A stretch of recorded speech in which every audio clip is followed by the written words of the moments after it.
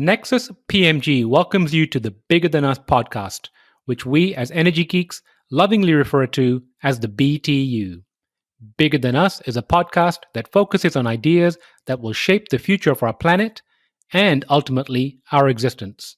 We will occasionally lean into energy topics because, after all, it's the key to our collective survival. But we'll also explore other ideas and topics that we believe will have an impact that is bigger than us. And now, on to today's show.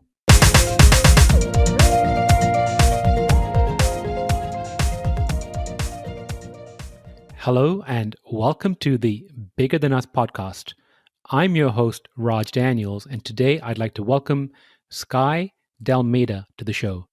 Skye D'Almeida is a senior vice president in Macquarie's Green Investment Group, where she leads investor coverage for the Americas.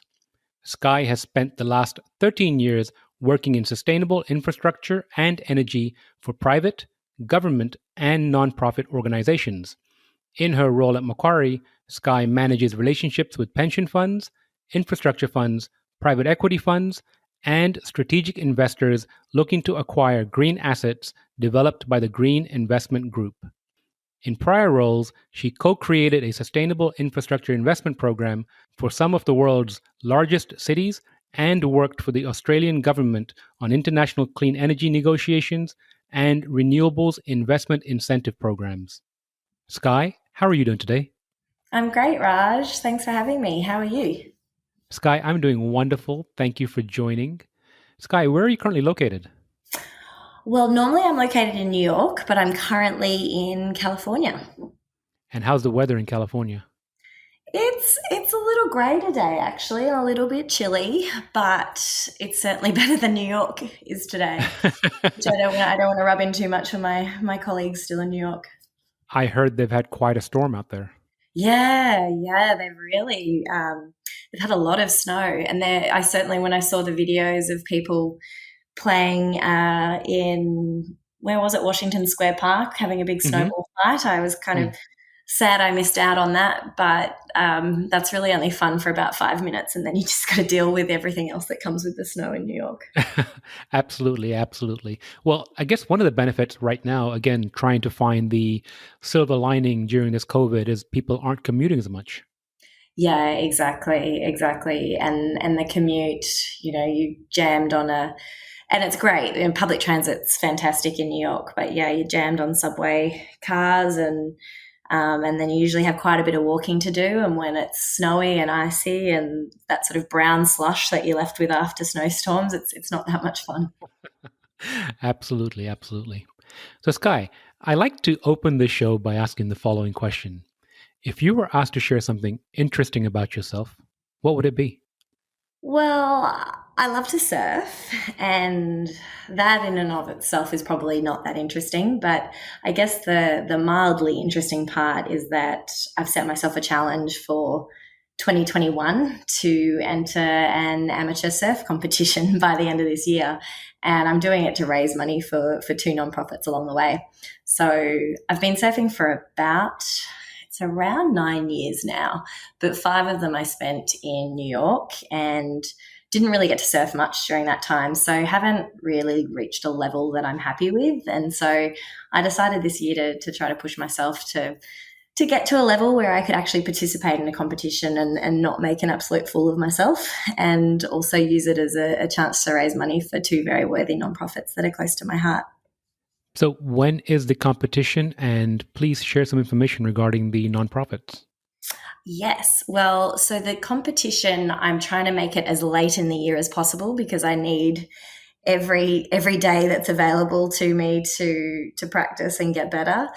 So yet to actually select the competition, I think it's probably going to be around November or December this year. And I'm working with 2 nonprofits, one Surf Aid, who's actually working with me to find the right competition. And so Surf Aid, they focus on health initiatives in remote communities, and they're an interesting one. They were founded 20 years ago. It was started by a doctor and a surfer who discovered really high mortality rates in remote communities near where he liked to surf, primarily in Indonesia, but they've since broaden their work. And I connected with them late last year through a fundraiser and was looking for a way to support them again this year. And then the second one is Friends of the Australian Wildlife Conservancy. And that's a US nonprofit dedicated to Australian wildlife conservation. And I serve on their board, and I've been trying to think of creative ways to raise more money for them, and that's really how this surf challenge came about. So they, their work really focuses on conservation in Australia, which is important to me as an Australian, but it's also globally relevant in terms of biodiversity. Some fun facts that, of all the species on the earth, 87% of mammals, 93% of reptiles, and 94% of frog species are only found in Australia. And there's a pretty high extinction rate, unfortunately. So conservation efforts of nonprofits like these are pretty important, and I'm excited to raise money for them. It sounds like a great cause. If we rewind the clock to January of 2020, some of us thought that the wildfires in Australia would be the worst thing that would happen that year. Oh, I know. And they were. I mean, they were absolutely shocking. I was back in Australia around that time, and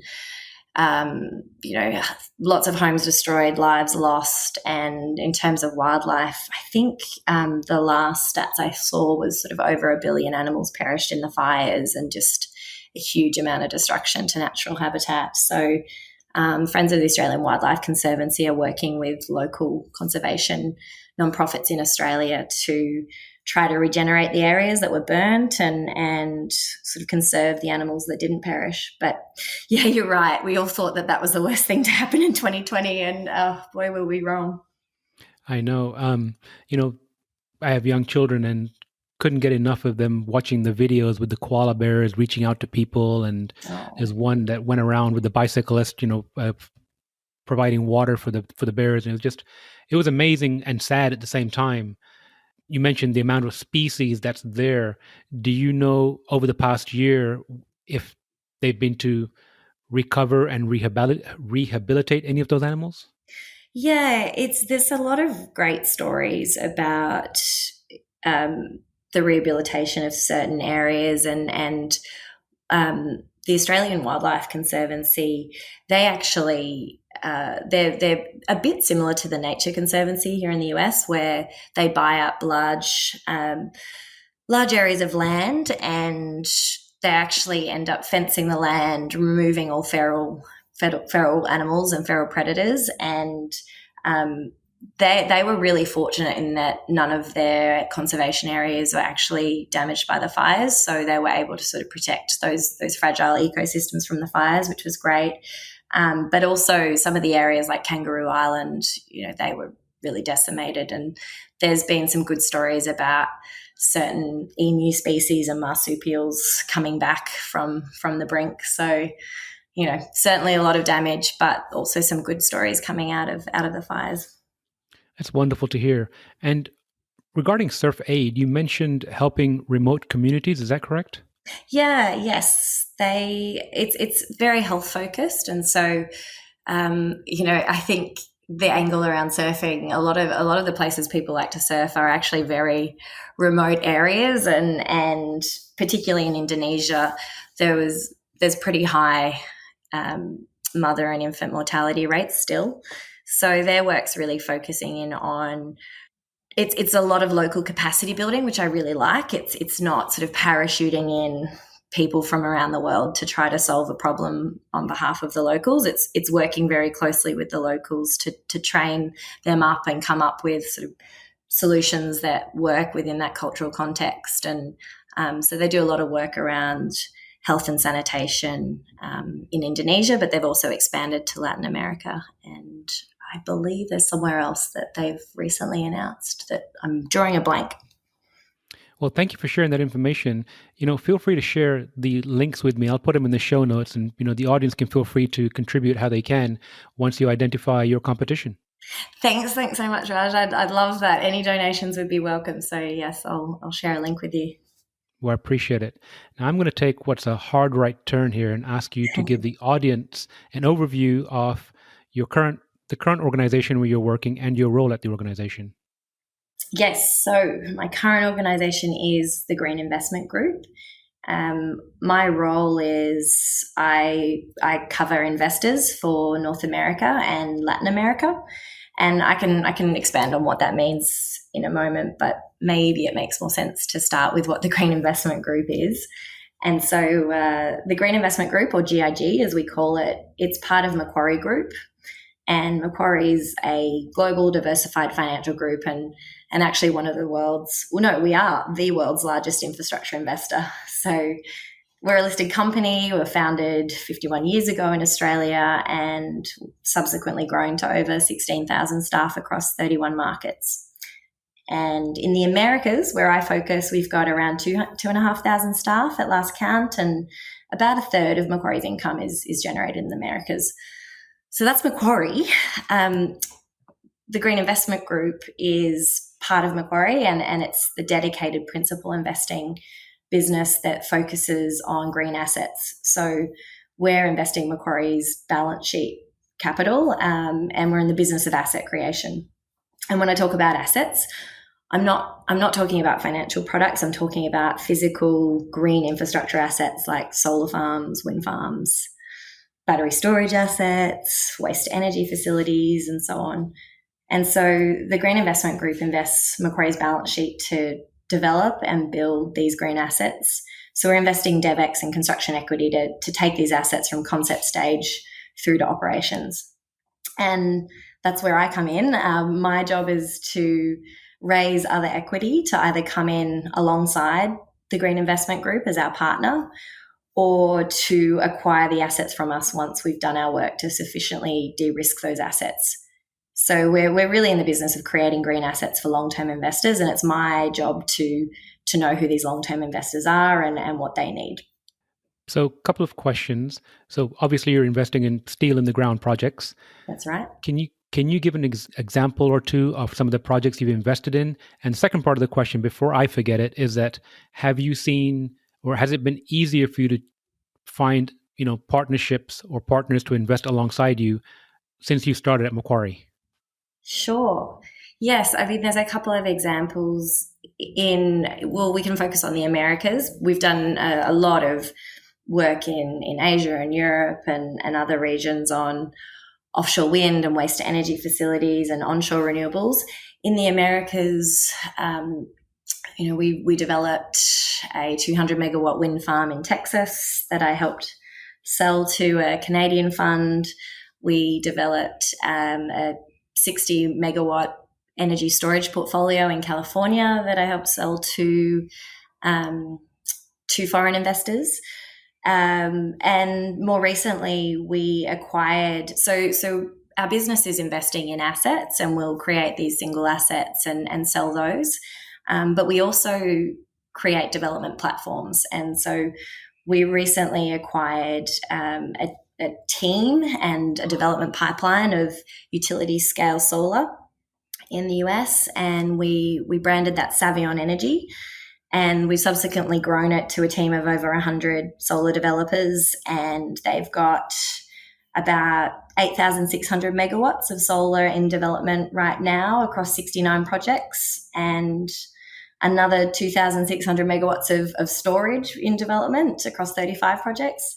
So that's been it's a fun one to be involved in, because we're really trying to build out this large scale US utility solar developer and selling single assets out of as they develop them, and as they sufficiently de-risk those assets, it's my job to help sell those assets. So that's the first part of your question. I think the second part was how easy is it to find these investors? And it's a good question, because I think when I started in this role, I started in a different part of Macquarie. I was doing investor coverage, but it was for our advisory business. But back then, that was about 4 years ago, I was still talking to investors about renewables. It was just that we were advising them on acquiring renewables. In my current role, it's we're not advising, we're actually just selling these renewable assets. But 4 years ago, when I was talking to investors about renewables, there was certainly appetite from some infrastructure investors, but I wouldn't say it was widespread. And it's unbelievable to see the change just in the last 4 years, and particularly in the last 12 months. The level of appetite to invest in green assets has just grown exponentially, and um, it makes my job a little easier to some extent, which is nice. Holding umbrellas But in the I rain. still have to work pretty hard to find the right partner or the right investor, and at the right price. Thank you for sharing that. You mentioned storage, and I know there's a lot of conversation around storage right now. I've heard it being called the third leg of the stool, if you will. What are your just personal views? Again, not representing Macquarie, but your personal views or thoughts around storage and where you think it is in its maturity cycle. Yeah, it's an interesting area because we're seeing increasingly states and countries adopting ambitious green energy targets, and some of them targeting 100% renewables or 100% green by 2030, 2040, 2050. And storage is obviously a really key part of that, just to deal with the sort of variability and intermittency of renewables. I actually think there was a great piece of work done by Bloomberg NEF, I think they like to be called now, Bloomberg New Energy Finance. I don't know if you saw this one. This was back in, I think, November last year. And they looked at the combination of solar and storage and whether it could actually compete with gas. So both open cycle and combined cycle gas. And I thought what was very interesting about the analysis was that they actually found that utility scale solar and storage is already a cost competitive alternative to the majority of new gas peakers in the US. And they found that you can get to about 70 to 80% renewables with existing solar and storage technologies, and do so cost competitively. There's obviously that other 20% that we need to think about, and I think there's other technologies that are going to be important for that 20%. But storage is, it's really a key piece if we're to decarbonize our grid. And I'm personally very excited about finding ways to deploy more storage at scale. I am too, and to see all these new companies recently that have come up on the horizon or have been perhaps in skunk works. It's so exciting right now. To your point, every other article now or conversation I'm having is around storage. And most recently, I spoke with a gentleman who's out in California. I'm guessing not too far from where you are. Just about 2 or 3 weeks ago, and he was telling me about the public safety shutoffs that were going on, and about storage out there. And we were talking about storage capacity and how he feels that like 4 hours is the sweet spot. But it's just fascinating to see this industry almost like bloom overnight. Yeah, and I mean, there's been a lot of hard work over the last multiple decades. When I started in this space about 13 years ago, we were looking at some alternative storage technologies, and the costs were prohibitively high, and fortunately we've really seen those costs come down, and so storage has become an economic and viable option now. I think seasonal storage still needs a lot of work, and a lot of people are very focused on that. But yes, the sort of 4 to 6 hour storage solutions are available now, and it's time to get investing. It sure is. So going back to when you started in this space, and the crux of our conversation is the why behind what you do. What attracted you to this sector, and why? What's your drive? What drives you? Yeah, it's actually quite intentional that I'm working in this role at Macquarie. It didn't happen by accident. It's like I said, I started in sustainability about 13 years ago, and I was raised by parents who were environmentally conscious. I wouldn't say they weren't hippies. I get often I get asked if they were hippies with a name like Skye, but they cared about the environment and they cared about biodiversity. So from a young age, I was pretty focused on nature and the environment, but I didn't plan to study or pursue a career in that space. And it actually wasn't until I saw Al Gore's An Inconvenient Truth that I actually decided to pursue this career path. So filmmakers out there, you can have a pretty big impact. I remember being in the cinema, and I was crying, and I left feeling utterly panicked and completely consumed thinking about, what can I do and how can I help? And eventually that led me to apply for a job in climate policy for the Australian government. So that was back in 2008 when I took that role. And through that role and subsequent roles prior to Macquarie, we were doing great work around climate policies and incentive programs and R&D programs, but we just kept coming up against the same issue time and time again. And that was really an issue around how do you actually attract the large-scale private investment needed to deliver the scale of climate solutions required. It became very apparent that government funding alone wasn't going to get us there, and we needed private capital and we needed large sums of private capital. But in talking to a lot of the people around me, I realized not many actually knew how to access that capital. And so that was a bit of an aha moment for me, where I realized I needed to understand how capital markets work and how investors make decisions. So I went and studied a Master of Finance, and then I was fortunate enough to get a role at a climate change nonprofit called C40 Cities. And if you're not familiar with their work, Raj, definitely look them up after this, because I honestly can't speak highly enough of C40 and the work they do. So I was in Sydney at the time. The job was in New York. I packed my 2 suitcases and moved to the US. And I literally had 2 suitcases. My whole life was in those 2 suitcases. And and then at C40, I helped set up a new sustainable finance program where we were working with the mayors of some of the world's largest cities around the world to help them think about sustainable infrastructure investment for their cities and how to access private capital. And that work was extremely rewarding, but the role at Macquarie came along, and I honestly couldn't think of a better way to learn how investors make decisions than to work for one. So I took the role at Macquarie, and I make it sound easy as though they just hand it to me, but I certainly had to convince them to hire me.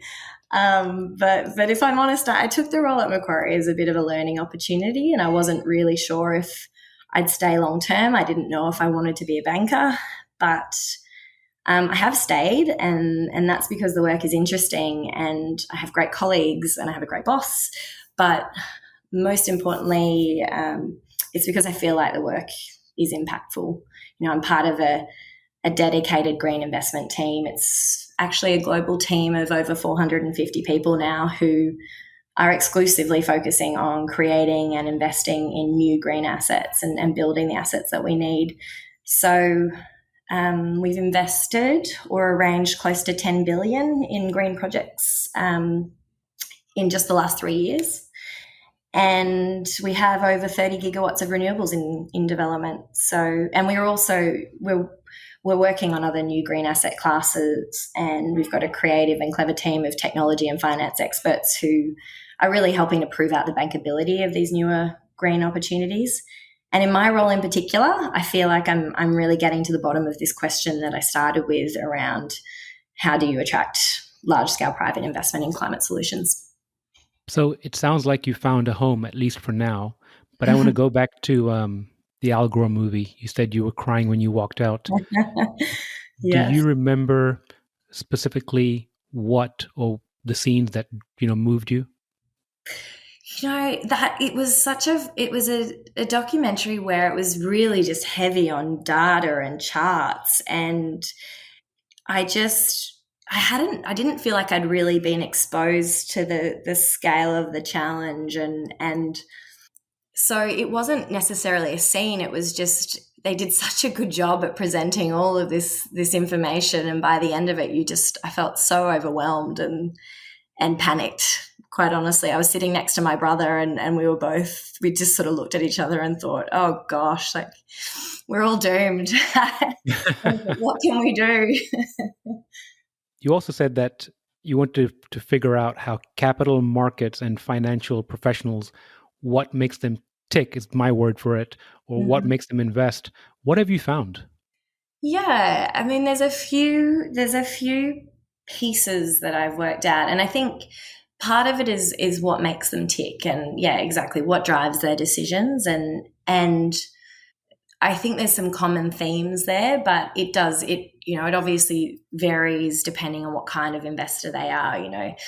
VC investors are different to growth equity investors, who are different to private equity investors, who are different to, your core infrastructure investors. But there's this piece around what they want, and I'll come back to that. There's also, I think, this piece around the language that they speak. I was working in government, I was working with other people in government, and then with industry. And then when I was working in the nonprofit, I was working with mayors and their kind of equivalent of the CFO of the cities. And there was this real disconnect in the kind of terminology and language that people used versus what, the private financiers used. And it felt like people were just talking past each other and didn't totally understand what the other party wanted. So that was part of it for me, was, I need to learn how to speak their language. I need to learn how they think and what drives their decisions. And then hopefully I can be more impactful in trying to, I think, bridge that gap between the various parties who have the projects and the parties who want to invest in those projects. So, but on the piece around, what is it that investors want?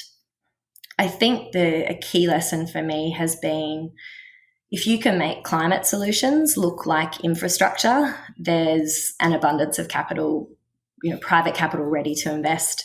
And when I say infrastructure, I'm talking about assets with long operational lives, with very stable, predictable cash flows. So, you can think about a toll road where you have an availability payment from the government. And as the investor, upfront, you have a 40-year contract with an investment-grade counterparty that tells you that if you provide an agreed level of service, you'll get a pre-agreed level of payment every year for that 40 years. And pension funds and other infrastructure investors, they love those assets and they'll write those checks all day, every day. So if you can make your green asset or your climate solution as low risk and as boring as a toll road, you'll have investors lining up to take it off your hands. Boring is beautiful in the eyes of infrastructure investors. And I think that's really why we're seeing so much demand for long-term contracted renewables. They're not sexy, they're pretty vanilla assets. And that's really the goal. It's to de-risk the assets as much as possible and sell to low risk, low cost of capital investors like pension funds, sovereign wealth funds, insurance funds, and core infrastructure investors. But sometimes these vanilla low risk infrastructure assets are rare in the green space, and it can be difficult to structure certain green assets in this way. The length of power purchase agreements is coming down over time, and investors are increasingly being asked to take merchant power risk. But also with newer technologies, there can be more uncertainty around the long-term performance of the assets. What do revenues look like in 15 years' time? What's the availability or the cost of inputs and so on? So in some cases, it can be a little more challenging, but it's certainly not impossible. And I think this is really where Macquarie excels. It's finding ways to structure and de-risk new asset classes to make them look as much like infrastructure as possible. I like that idea of making them look like infrastructure. It's beautiful. Yep. Boring is beautiful. So speaking of long-term and Macquarie, I don't expect you to speak for Macquarie or the Green Investment Group. So I'm going to ask for your broad overall thesis. It's 2030. How have you seen perhaps infrastructure investing change in the next 10 years, especially green infrastructure investing? Yeah, it's already changing, and I think the definition of infrastructure has been changing, and I suspect that will continue. Traditionally infrastructure was, the toll roads I mentioned, airports, large scale power plants, utilities, and they had to really meet some pretty specific criteria around being natural monopolies or having some kind of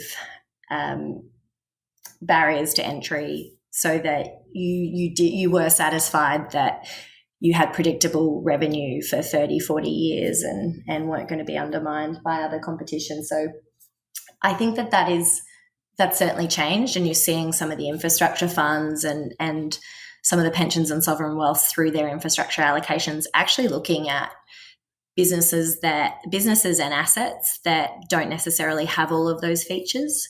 So there's a bit more flexibility around what they're including in their infrastructure allocations or in their infrastructure funds. I think that's going to continue.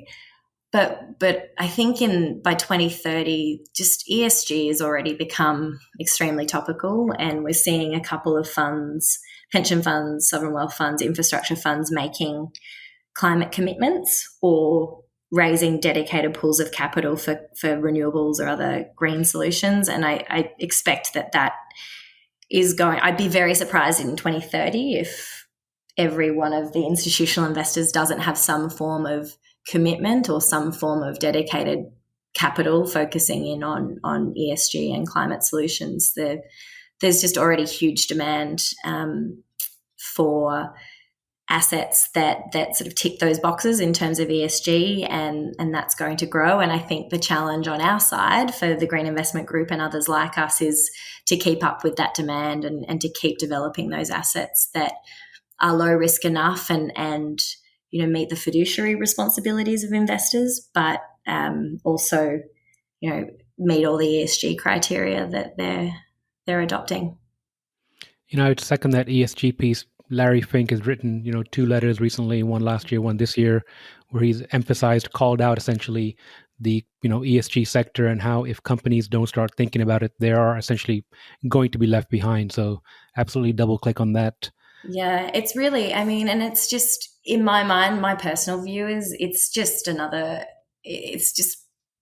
being prudent about risk management. And if you're not already thinking about climate, then I don't think you're effectively managing the risks of your assets under management and future assets that you intend to invest in. So increasingly there's research suggesting that it goes hand in hand. Factoring in climate risk and ESG actually has financial returns, and certain ESG investments are outperforming traditional investments. So there's the added advantage of potentially earning a higher return from ESG strategies. That's not always the case, but at a very minimum, like at an absolute minimum, from a risk management perspective, everyone should really be thinking about climate already.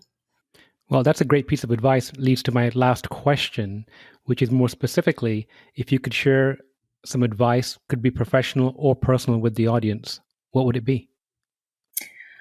Oh, I think it's not my advice. It's advice. It's a piece of advice that's been rattling around in my head lately. And it's something that I don't know if you're familiar with Peter Diamandis, Raj. He's an entrepreneur. Do you know? I am. I've read his books. Yes. Okay. So, he talks a lot about taking moonshots. And I guess for the benefit of your listeners who don't know Peter, it's probably fair to say he's a techno-optimist, and maybe he's a little too optimistic for some people, but I think we could all use a little optimism right now. And I really like the way he approaches disruptive thinking. And, he knows on a personal level and in a business capacity Elon Musk, Jeff Bezos, Larry Page, and Richard Branson. And he spent a lot of time looking at what all 4 of them have in common, what are their common traits. And one of the things he concluded was that all 4 took plenty of what he terms moonshots, meaning that when their peers were thinking about incremental growth and incremental improvement, these 4 were shooting for the moon and disrupting entire industries. So they were the ones pursuing the so-called crazy ideas. And Peter has a nice quote that, the day before something is a breakthrough, it's a crazy idea. So, I think the advice that he gives really distills down to, instead of thinking about 10% bigger or 10% better, think 10 times bigger or better. So he says that 1,000% is 100 times greater than 10%, but it's generally not 100 times harder to achieve. And, it's really these 1,000% improvements that have impact, and that's the scale of impact that we need to address climate change. So I've really started challenging myself to think bigger in terms of impact, and I guess that's the piece of advice that I'm focusing in on at the moment. I like that. I think between Kurzweil, Kotler, and Diamandis, we're going to live forever, and Neuralink soon. Yeah, we've got an interesting future ahead of us. And there is that quote about, history bending towards the unreasonable man or something like that. I like that. Yeah, I like that a lot. But since you mentioned it and you said 100x, what are you thinking about 100xing? Oh, that's a work in progress, honestly. I'll let you know as soon as I figure out what that is. I mean, I'm thinking a lot about, my experience, the investor relationships that I've sort of built over time. It's really been my job to get out and get to know over 200 investors who are sort of writing equity checks anywhere from 5 million to 500 million. And so, there's scope to have a lot of impact there. We're talking about collectively trillions of dollars under management, and they all want to deploy that capital into climate solutions. And so I think within the Green Investment Group, we're really trying to tap into that, and I believe we are going to have a pretty significant impact going forward. But yeah, on a personal level, I'm still working through what my moonshot looks like. Well, let's go back to the beginning of our conversation where you spoke about raising money for the two nonprofits. Have you thought about how much you want to raise this year? I have. I mean, I'm starting with a pretty modest target of 20,000 for this year. But Raj, maybe you're right. Maybe I need to tap into the trillion. Modesty doesn't align with what you just said. You're absolutely right. So I need to think bigger. I need to take my own advice here. Honestly, add a zero and put it out. Add a zero and put it out in the universe. Go ahead. All right. Maybe I will. Let's see. It's the nonprofits, those two nonprofits. I mean, there's so many amazing nonprofits out there doing phenomenal work, and those two I really are very close to my heart. But there's other ways that I'd like to help in addition to through my career and through supporting nonprofits and building networks. But yeah, it's a work in progress in the back of my brain right now. Well, Skye, I hope you blow it out of the water. I really enjoyed speaking with you, and I look forward to checking back with you later this year to check on your goal. Thanks so much, Raj. Thanks again for inviting me, and this has been a lot of fun. Thank you, Skye. Thank you for listening. If you like our show, please give us a rating and review on iTunes. And you can show your support by sharing our show with a friend or reach out to us on social media, where you'll find us under our Nexus PMG handle. If there's a subject or topic you'd like to hear about, send me an email, btu@nexuspmg.com, or contact me via our website, nexuspmg.com. And while you're there, you can sign up for our monthly newsletter where we share what we're reading and thinking about in the clean tech, green tech sectors. Bigger Than Us is a Nexus PMG production.